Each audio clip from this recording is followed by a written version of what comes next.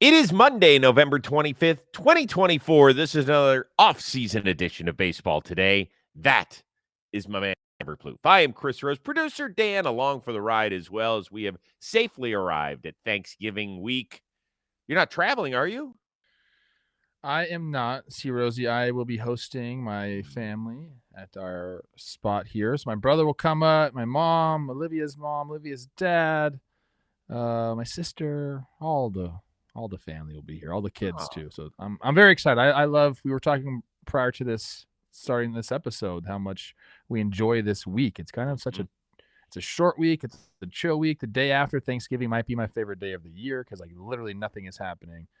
What are you doing? Yeah, we're going to have Michelle's family over. Both boys are here, which is great. One of them reached out to you. You were both at the Yeah, Rams game on Sunday night, that's but right. he said that you big timed him, that you wouldn't come out of the Stafford suite. You didn't want to hobnob with the rest of the steerage. That's not how the conversation went, but I'll let Brady have that. Kidding. He didn't say that at all. He was just happy to have gotten a response from you because he admires you. I He love actually Brady. Of said course, I'll respond to him. I want to go over and see Plouffe. I said maybe that's during a Christmas day. You're 3 or 4 weeks home from college instead of just 7 to 10 days. Let him do his little thing, and then Let me influence him a little bit. Come oh on, boy, man. oh boy. I'll take That him should out. be our big question. We've been throwing a question down here on the graphic throughout the show. Maybe this week's question or today's episode question should be: should I let Plouffe influence my children more that they are now Yes. young adults? You can leave Oh that one man. in the responses if you want. All right, let's get to it. Hey, we have a free agent signing. It's why I'm wearing an Angels hat. Congratulations to them. They pick up left-handed pitcher Yusei Kikuchi for the next 3 years and $63 million. So let's start with this. Are you surprised he ended up getting that amount of dough? Guy's 33 years old. No, I don't think that's like an outrageous deal for him to get the way he ended last season. Some of the peripherals, that's kind of what teams are looking at now. Like, hey, Mhm. what does this guy do well, and can we recreate that here? He had a great end of the season last year with the Astros. And I just think that's what like middle of the rotation guys are going to get anywhere from 17 to 21 $1 million. So I wasn't surprised. A 3 year, $63 million deal. I think anybody could have done this. And the Angels were smart just to say, hey, let's try to get a deal done as soon as possible. I mean, I like this move for them. Yeah, I mean, here's what you're paying for. Even though it feels like starting pitching, particularly down the stretch, hell, we saw what the Detroit Tigers did the last 2 months of the regular season. It was like they had Tarek Skubal, Casey Mize, uh, and that felt like pretty much it as far as starting pitchers, and then we'll juggle the bullpen and figure out the rest. If you have a guy that can compete every 5 days, and that is one thing that Kikuchi has been, is healthy, and he will go out there and he'll take the ball and he'll make his 30 starts. You're still going to pay for 160 to 170 innings. They might not all be beautiful. They might not all be fantastic, but they are innings. You have to get through a certain number every season because we still play 162 games. And I know it sounds ridiculous that that's worth $21 million, but that's exactly what it's worth. Yeah, 100%. He's going to end up making, we're talking about this too, about $140 Oh, million in his man. career after this is done. And he's been that. He's been a middle of the rotation guy, but because he's able to take the ball, I mean, that's just what this sport gives you if you're able to do that. So, hey, guys, this is what I tell people now. If you're a pitcher, like, yes, stay healthy. Number one, that's probably the hardest thing to do. Stay Mhm. healthy and then just do one thing really good. Just like do one thing really good. The teams can be like, see, he does that. And then if we open him up this way, it's let the teams dream on you, but you have to stay healthy. So big picture here with the Angels. They have been the most frequent visitor of the transaction wire. Started with a trade for Jorge Soler, where they gave up Griffin Canning. They signed Kyle Hendricks to a 1 year deal. Travis d'Arnaud got a 2 year deal. Kevin Newman got a deal as well. If you add it all up in terms of the amount of payroll they've added, it's about 100 million or so. So, in your opinion, do you think that the Angels are building something here, or are they just wasting good money this offseason? Well, look, I don't want to liken this to the Royals offseason last year, but that's what it kind of reminds me of. We all kind Hmm. of were like, what are the Royals doing? And then all of a sudden they flip the script. Now, the Angels don't have Bobby Witt Jr., on their team. We don't think. Maybe Logan O'Hoppe can put together a crazy fun season, but he's not going to be Bobby Wood Jr. But I like this for the Angels. I don't think it has anything to do with them wasting money. I don't think it. There's just so many things that being competitive can do for your squad. And this is a team that hasn't been competitive as of late. I was talking to Jake a little bit about this on Talking Baseball, where it's like if you're on a team and you know you're just going to be bad and there's no improvement in the offseason, it is such a waste of a year for everyone, not just fans, but you go to the park and you don't feel compelled to get better. The winning mentality isn't there. That culture that you're trying to build isn't there. So making moves like this, getting guys to, stabilize a rotation, bringing in Travis d'Arnaud from a winning organization, Soler the same thing, like bringing these guys in, I think gives a little bit of hope to the roster. But also, it just signals like, hey, guys, we're not going to lay down. Like, let's go and try to be competitive. Let's go do some things. And that's just a complete – even if you're not sitting there saying, hey, we're the favorites in the American League, it doesn't have to be that big. It's just about being competitive and not wasting these freaking seasons. Rebuilding is not the same as it was before, Chris. You can't just lose the most amount of games and have the number one overall pick. The lottery just changed that. So, like, I applaud the Angels for going out and making these moves. There's just a lot of options they have with these players now too. Like if Kikuchi goes out and has an awesome year, like what's to say they don't flip him for somebody? Like that's a very attractive deal, I think. Especially if a guy is eating innings and pitching well. So there's a lot of options. I love it. I'm happy for them. Yeah, I don't know if they're building something legit, but I'm happy they're taking swings. I will Yeah. applaud any organization that's doing that. I'm not going to sit here and go, "Oh, well, Yusei Kikuchi, is he really worth $21 million a year?" Like, wouldn't you rather have gotten Southern California native Max Fried and just paid $200 million? I don't know if I would have. I don't know if I want to tie myself up into a 7-year deal worth $200 million for a guy who is obviously a better player than Yusei Kikuchi, but I don't know if we're going to be good. Yeah. For the foreseeable future. So you got to take a few swings. So good for them. They're trying. They're coming off the worst season in the history of the franchise.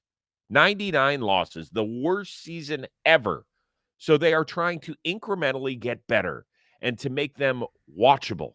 Let's take some baby steps here. Exactly. Let's try and keep Mike Trout healthy. Let's try and have him play 130 games this year, which will excite the fans again. Hopefully some of those young guys that are there are taking the next step, and then the rest of these veterans are doing their job. Don't be anything more than what we're paying you to be. The Royals were 56 and 106 in 2023. They made some moves. They had one guy take a massive step forward, and all of a sudden we're talking about, wow, the Royals they're here to stay. Yeah, I do think that the difference is that they hit so much on their pitching. And Michael Wacha had a really good year the season before. Seth Lugo had a really good season the year before. Cole Reagans came over in that trade from Texas, huge. and he lit the world on fire. So they kind of, it was a rotation that just seemingly came together. It was the perfect storm in a good way for them. Yes. So I know I'm not saying this is going to turn the Angels into a playoff team. I'm just saying like this is what there's an example of what happens when you try a little bit and you go out and put people on your roster. Right, exactly. Try. So for us, two thumbs up. Yeah, absolutely. Okay, I like that. Speaking of the Kansas City Royals, that trade that was reported last week came to fruition. Royals and Reds. Brady Singer to Cincinnati for Jonathan India and Joey Wiemer. Forgot about him, that the Reds had him. Yeah, it sounds like a win-win, and we made that argument last week.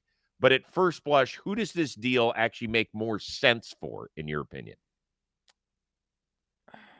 I think it makes more sense for the Royals, but I do like both sides of this trade, and I think for the Reds to get Brady Singer for Jonathan India and Joey Wiemer, I think is a win because everyone knew that they were shopping this guy, right? Like they knew like position players were back. Matt McLean's going to play second base, and you got all these guys, that are there. that you signed that are coming back from PED. Like there was an influx of position players, and they knew they needed to get rid of Jonathan India, or at least at the very least start moving him around the diamond.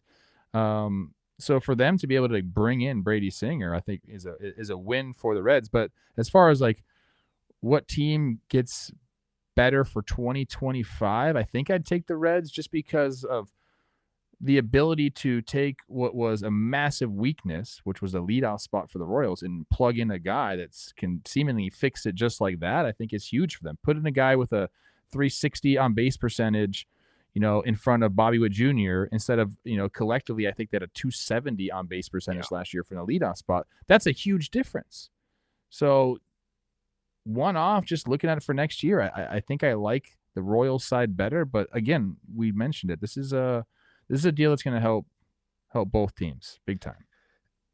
Despite the fact that I hate giving away what is still controllable, young-ish starting pitching, I think that this makes more sense for the Kansas City Royals for part of the reason you said. The on-base percentage, actually, as a team, among playoff teams, only the Tigers had a worse on-base percentage than the Royals. We have talked about the difference that he can make in front of Bobby Witt Jr. Wimmer is kind of like a lottery ticket. Yeah, I love Interesting. that for them. Yeah, athletic, and my God, do they have vacancies in the outfield to play with? Yeah. So I think Let him go run around that big old track out there. I'm in. Exactly. As far as Singer, Keith Law wrote a really interesting breakdown on him in The Athletic, and whether or not this is the right landing spot for him, because his splits are so severe. Yeah. And the amount of left-handed bats that he could face in that division, where he goes from a spacious Kauffman Stadium to a bandbox in Cincinnati, which I believe might give up the highest home run rate in baseball, and certainly even worse against left-handed batters. And that is something that, even though he has been a ground ball pitcher throughout his career, he is susceptible to left-handers taking him deep. And that is something that would scare you if you want to dig into those sort of numbers and look at the negative side of things. The good news is that he's needed, because he will be a guy out there. We talked about Yusei Kikuchi throwing every 5 days, that Brady Singer is going to be relied on to do that in a rotation where it's been hit and miss health-wise for most of these guys. What do we hear? Oh, they're all good. They're all studs. Well, you got to be out there, and you got to take the baseball, and I think Brady Singer is going to help in that department. The one area where I think maybe the Reds are not focusing enough on dealing Jonathan India is that Terry Francona comes in here, and you think that he's going to change everything just based on who he is. One thing Tito does is identify guys that he can win over in the clubhouse immediately. And then those guys are an extension of him. And I think Jonathan India could have easily been that guy right off the bat. I could have seen him and Tito meshing together beautifully. And I'm not saying that there isn't anybody in that clubhouse that can adopt that role right now, but I think they've got to find somebody. And I think they had a guy in their grasp, and instead they just looked at it strictly as a numbers deal. Yeah. I just think they dealt from a position of strength. Actually, both of these teams dealt from a position of strength, and they address weaknesses. I think that's when trades are kind of beautiful, Chris. Yeah, I get teary-eyed, but I love this trade. I do too, because it can feel like a win-win. And I always hate it, like when there's a trade made and the guy you get is not as good as you thought, but the guy you traded away was even worse. It makes you feel better as a fan. And I don't quite understand that all the time. I mean, I understand it if it's a direct competitor, but like the Reds and Royals, they don't have anything to do with each other. So no, and look, I think Brady Singer's numbers are going to be worse next year just because he's going to a more hitter-friendly ballpark, probably the first or second best places to hit in all of baseball. You'll have some advanced stats that take that into consideration, but the overall regular statistics are probably going to get a little worse. So if you're a Royals fan, maybe you'll look at that and say, okay, see. Maybe. All right, we got more show coming your way, but first, Trevor Plouffe with this word. Yes. Are you getting some holiday shopping done this weekend? How about you pick up some touchdowns? Because they're on sale at the DraftKings Sportsbook. DraftKings has doorbuster profit boosts and bet one, get one promotions on all types of touchdown bets and get even closer to the action each Sunday with our partners at the DraftKings Sportsbook. So you grab some TDs with DraftKings. They're on sale from Thanksgiving through Cyber Monday. Download the DraftKings Sportsbook app and use code BASEBALL today. That's all one word to opt in. That is promo code BASEBALL today. And it's only at the DraftKings Sportsbook. The crown is yours. All right, we continue on here on baseball today. Several reports say the Boston Red Sox are kicking around the idea of moving Rafael Devers across the diamond from third to first base, which would open up a spot and possibly mean trading for Nolan Arenado.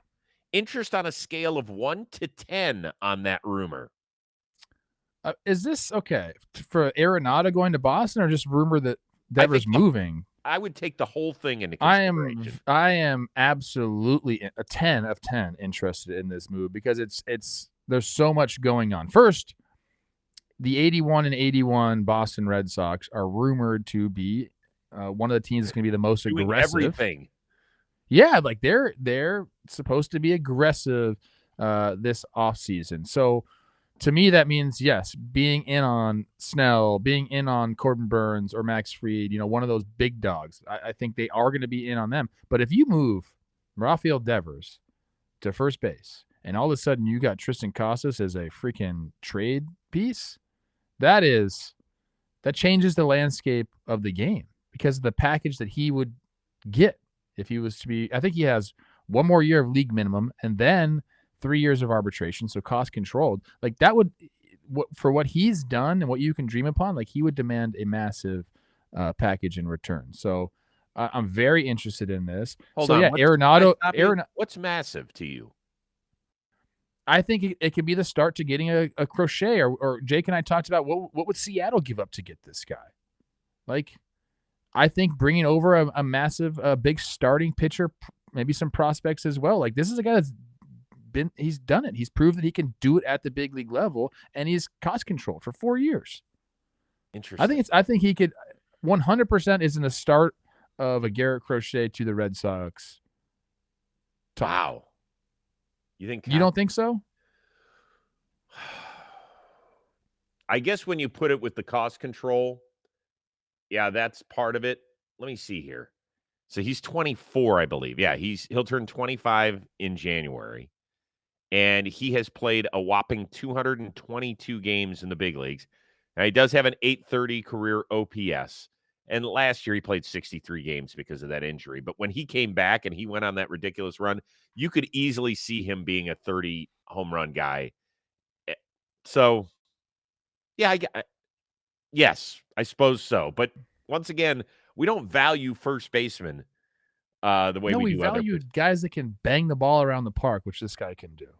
Okay, then Arenado Boston intrigues me, but also I'm like, well, if you're going to be going all in and trying to right the ship here, there's a bunch of guys available, man. Willie Adames, move him to third base. Alex Bregman, bring him into Boston. Like there's some big names there that you can go and get. So like this has the ability to be a huge move for the game of baseball if they actually say, hey, Devers, you're going to go to first base. It could start a huge cycle of things to happen across, like I said, the entire baseball landscape, Chris. Well, so you got to start with this. Devers' agent, I don't think Devers has come out and said anything, but his agent did. And he said no. Our dude's a third baseman, and he's going to work hard on improving. Well, he has to work really hard. He had -9 defensive runs saved last year. And metrically, if you dive deeper into some of the metrics, he's arguably the worst defensive everyday third baseman out there. So I think they have to make this move. It's not a move that, well, maybe they should kick around. They really need to make this move. And then I would agree with moving Casas. Or why not just move? Okay, here's the thing. If you want to keep Casas, why not move Devers to DH? I don't think they're going to do that. I think that's tricky. I think you're taking a guy in it. Well, I think you tell me here. Not everybody can DH. Isn't that correct? No. Okay. So you're talking about pulling a guy who's in his mid-20s off of the field. You're already hearing reluctance out of his camp just moving across the diamond. Now you're just taking him off the field altogether? I don't know if that would You fly. already gave him the massive deal. Guess what? Devers has got to do what you say. Yes. Bottom line, dude. Okay. And look, I think if anyone can sell the DH position to somebody, it's the Boston Red Sox, who, arguably, one of their top three most popular players ever was Yeah. a DH. Well, so that would be part of the deal is that if I were the Red Sox, I would have Big Poppy call him. I don't know what their relationship is. I don't know how tight they are, but when you're Big Poppy and you want to call player, the player is going to answer the phone and talk Yeah, to of you. course they have a relationship. Yeah. But still, hearing that from one of the great players and wanting to do that in your mid-20s, as you know, that is two totally different things. I don't know if You ego already gets in got the the way. bag though. That's the only thing. I think a lot of guys think like, hey, if I move off, like, is my worth down? Hey, your worth is set in stone, playa. That's Okay. that's guaranteed. So let's look at it from the other side of things. Will the city of Boston, and you know how much they love their Red Sox and how much they talk about them, do you think that the city would have a problem with a $300 million DH? There's no way that anybody that's watched the Red Sox and understands what's going on here is like, yeah, this guy was going to play third base until 2033. Like that was never in the cards, Chris. Like That the part's move true. was going to come eventually. But now, in his mid-20s? I just think if you're the Red Sox front office and you're Craig Breslow, you're thinking about, well, what makes most sense for our roster now? Do you want to be 81 and 81 or do you want to go try to improve? Yeah. And like sometimes you got to make a hard decision. I don't think this one's that crazy. Again, if you're Rafael Devers and you're grading out average defensively or slightly above average defensively, like, yeah, you have a leg to stand on and say, yeah, hey man, I'm working. Let me get better at this. And he's gotten better, but Mhm. there's information to say you're hurting our team if you're at third base. I will answer the question. It's a 10 plus for me. Oh, The so Arenado good. thing, he's got 3 years and 74 mil left on his deal. You knock that down to 64 mil because the Rockies are picking up $10 million over the next 2 seasons. We've talked about him in the offseason that a lot of his peripheral numbers are not good. They are trending down. In fact, they were the worst of his career last season. I'm not so sure that that's the bat I want over there when I could pay a lot more money and get an Adames or get a Bregman, a right-handed power stick that they need over there. I just don't think that Arenado's the answer. Um, so that part would scare me, I think, a little bit if we go that direction. But I don't know. I could be wrong. I think the rest of this is fascinating. And by the way, Boston, you damn well better do something because you can't throw all these rumors out there about Max Fried and Blake Snell and sitting down with Juan Soto and having a good meeting and Alex Bregman and do nothing. You can't. If you do that, if you tantalize your fan base and then come back with a big bagel in the additions column, whoo, good luck. Good luck. All right, let's move on. Bunch of decent names were non-tendered on Friday. Which one would you take a flyer on? I think the most obvious answers would be like some of the relievers. Like there are guys out there that are interesting. Romano, Hobie Milner, all these guys. You could make a decent bullpen out of the guys that got non-tendered because Finnegan. it's really like a numbers game and how much are you worth, how much are you going to make, all these things. So I'm going to go a different route, and I'm going to go with our guy, Brendan Rodgers with the Colorado Rockies. The guy's had like some decent seasons. We know he won the Gold Glove. Yes, he did win the Gold Glove. Yeah, The 22. offense isn't crazy bad. It's right below league average. And you know what? Like he's still in his prime, 28 years old. So you got a guy that can play. You can try to make some adjustments with the bat. I think he's a good, at the very least, Chris, a good depth piece to have on your roster. With the chance that get him settled somewhere, get him feeling comfortable at the plate where you can have an above average player for basically for free. Okay. Yeah, he's trended down. I think a lot of people are somewhat down on him. But yeah, you buy low and you aim high. For me, Austin Hayes. He was a guy that was traded at Yeah. the deadline from Baltimore to Philadelphia for Sir Anthony Dominguez. Decent arm, did some nice thing with the Orioles. And Hayes, it was an unmitigated disaster of what happened in Philadelphia. He played a whopping 22 games. He had a hamstring injury. He had an illness as well. He never got going there. I think he is a fascinating platoon player. I'm not going to call him this year's version of Tyler O'Neill because I don't think he's got that sort of pop. But I think that he can be a guy that hammers left-handed pitching. He did it a year ago, an OPS of 941 against left-handers. He's just a season removed from being an all-star as well. And in fact, I'm going to go put him on a team for you right now. Okay. Atlanta Braves. Okay. Go get him. I think that, I don't know when Acuna is coming back. We know he's not going to be there at the beginning of the year. So you're going to need somebody. And then once he comes back, it'll be Acuna and it'll be Michael Harris. And then you could split Kelnick and Austin Hayes. Is it perfect? I don't think it's perfect. But I think you put those two guys together against righty and lefties, we're on to something. I can see the Kansas City Royals, putting their hat in the ring for that as well. Yeah, Seems like a Royals move. it does. Now, I still think we're at the point of Austin Hayes's baseball life where you have to be careful against right-handed pitching. He did Sure. have 3 straight years where he had over 500 plate appearances, and he was a 2.5 to 3 WAR player. If sign me up if that's what you're getting. But the splits were so drastic a season ago that I wonder if that's more of the player he is than yesteryear. But Okay. still, I'd give it a shot. I'd kick the tires, as we like to say around here. All right, you know what we all need a little bit more of? To get off our ass. With bold flavors and a refreshing citrus kick, Mountain Dew is going to get you off your ass and have you feeling like you're on an actual mountain. A mountain where the weather is always perfect. Your friends are ready to hang, and a day of epic proportions awaits. Take my man Trevor Plouffe out there. This guy loves to combine competition and fun. He'll do anything. He'll have a longest drive contest. He'll go out and shoot hoops, 3-point shooting contest, a putting contest. You could play pickleball. You could play blitzball. You could play frisbee golf. You could play anything. Doesn't matter what it is. Just do something. Why? Because the mountain is calling and you should answer. So grab your friends, grab an ice cold Mountain Dew wherever refreshing beverages are sold, and do the do. All right, finally, before we get out of here, former Giants architect Farhan Zaidi gave his first full-length interview following his firing by the San Francisco Giants. He told Shayna Rubin of the San Francisco Chronicle this year was his most disappointing of the 6 that he led the Giants by far. There was also a lot of discussion on Zaidi's influence over the everyday lineup out there. Now, Giants legend Will Clark blasted on a podcast that Bob Melvin wanted to go and have these guys in the lineup, and Farhan and the rest of his cronies up there in the front office were like, no, no, no, no, you have to do this, you have to do that. And Zaidi said, listen, it wasn't that bad. Melvin said there was always healthy discussion, but he wouldn't throw Zaidi under the bus. Do you think we just have to accept this as part of the everyday baseball culture, or do the sabermetricians and the front office need to take a little bit more of a step back these days?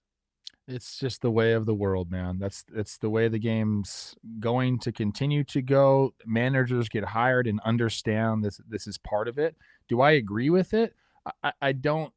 I don't, to be honest with you. I think it should be the manager's job to, put people where he wants in the lineup. Now, that means doesn't have to mean the guy's doing it blind just by feel. Like that's not what I'm talking about. Like educate your manager on what you're thinking and what numbers you like to look at, and then let him make the lineup because he's in the trenches with the guys. Unless your GM or whoever is running this, your front office, unless they're in the trenches with guys, like you don't know how they're feeling on a given day. You don't know what their mentality is like. Like, how do you feel against this pitcher? Yeah, against lefties usually you struggle, but I see this guy well. Like you're not going to get that information. Like, is there past stats? Sure, but like, what has he done? How does he look? In his at bats, what's his mentality when he comes back into the dugout after getting out or getting a knock? There's all these little subtle things that a manager would know because he's in the trenches with these guys that I think really helps, put a lineup out there. Like you want to have guys feeling confident. And I don't think the front office knows enough about that, the day in and day out of guys' life. So I do think that there should be more of like an emphasis on teaching managers what you're looking for and how you want to construct the lineups, and then kind of like let him do it because he's understanding these intangibles that are going on. Like we need to understand that baseball is one of those sports where, yeah, like some of that stuff matters, whether you can quantify it or not. Like how you're feeling when you show up to the ballpark, what's happening in your love life, or your kid has been sick for the last 3 days and you haven't gotten sleep. Like, there's all these things that matter. Managers know that, front office doesn't. So I'd like it to go that way. If you're asking me if it's going to, it's not. Yeah, I mean, we're never going to pull back from it, and I don't think it's healthy to pull back from it. I think it is good to have collaborative minds together, smart baseball It's not minds. collaborative, though. Because Bomel said the same thing to me when he said, I want to put you in the lineup, but the guy, I want to hit you here, but the guys upstairs, if I did that, I get a phone call from them and they would be mad. I'm like, well, have the phone call then. It's not collaborative. So it's too heavy. Not that I've seen. You think it's too heavy? It's swayed. The pendulum has swung way too far. Yes, I do. But you wouldn't be against the discussions that are being had by virtually every team. No, and Rocco Baldelli, I know he sat down and took a long time to write his lineups. I think he did have some grace to do that, but also he thinks like a front office, guys, and they're very, very close. I think they were very collaborative with letting Rocco kind of do his thing. So maybe I do take it back a little bit. It depends on the organization.